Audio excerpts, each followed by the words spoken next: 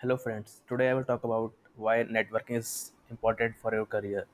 So, there are 10 reasons that's why networking is important. So, let's start. So first is an avenue to exchange ideas. You can exchange lots of ideas and you can share your thought process so that it will be more cleared up to get more clarity. Second is we have like it makes you more noticeable if you do networking and avenue for new opportunities and reassessing your qualification.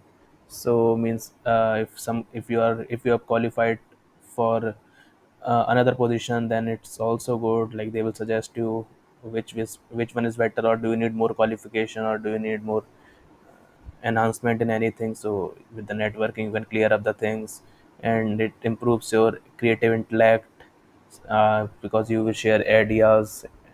It's very important to share your ideas, and it is kind of like extra resource library. Like if you need help in anything, if you're facing challenge, or if you so you can discuss within your network and support from high individuals. And it also help in growth in status, and it also helps in growth in self confidence. And it maybe if you network good, then it will be a long lasting relationship. And thanks guys for watching. So networking is not only about trading information, it also serve as an avenue to create a long term relationship with mutual benefits. So thanks guys for watching.